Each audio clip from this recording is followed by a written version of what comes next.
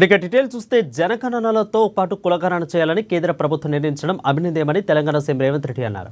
కులగణన కోరుతూ కాంగ్రెస్ అగ్రనేత రాహుల్ గాంధీ 1000 కిలోమీటర్ల పాదయాత్ర చేశారని గుర్తు చేశారు. ఈ విషయంలో మొదటిగా ఆయనకు అభినందనలు చెప్పాలని అన్నారు.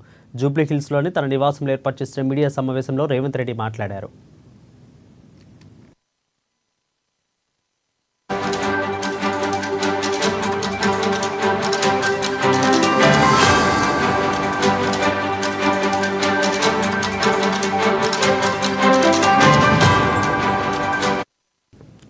ఇక కులగణనపై నిర్ణయం తీసుకున్న కేంద్ర ప్రభుత్వానికి ధన్యవాదాలు. ఈ విషయంలో దేశానికి మార్గదర్శకంగా నిలిచాం. దేశంలో అనేక పార్టీలు కులగణన కోరుతున్నాయి. దీనిపై ఢిల్లీలోని జంతర్ మంతర్ వద్ద ధర్నా చేపట్టాం.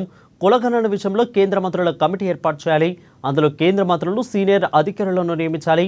తెలంగాణలో బీసీలుగా ఉన్న బోయలు, కర్ణాటకలో మరో వర్గంలో ఉన్నారు. రాష్ట్రంలో 8000 పేజీల్లో 57 ప్రశ్నల ద్వారా మేము వివరాలు సేకరించామని అన్నారు సీఎం రేవంత్ రెడ్డి.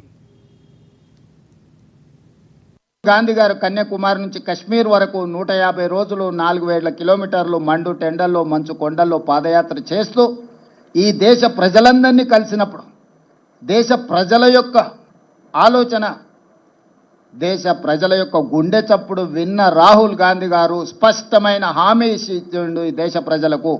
ఏ రాష్ట్రంలో మా ప్రభుత్వం ఏర్పడుతుందో ఆ రాష్ట్రంలో మేము జనగణనలో కులగణనను ఏర్పాటు చేస్తాము, వివరాలు సేకరిస్తాము.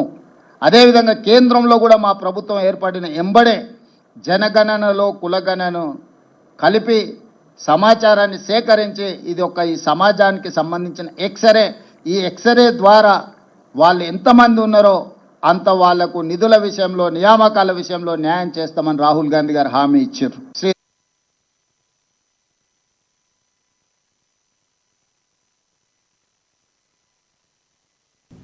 బీజేపీ 240 సీట్లకే పరిమితమైందన్నందున రిజర్వేషన్లు రద్దు కాలేదని కామెంట్ చేశారు. ఒకవేళ ఆ పార్టీకి మెజార్టీ వచ్చి ఉంటే రిజర్వేషన్లను నిర్దాక్షిణ్యంగా ఎత్తేసేవారని ఆరోపించారు.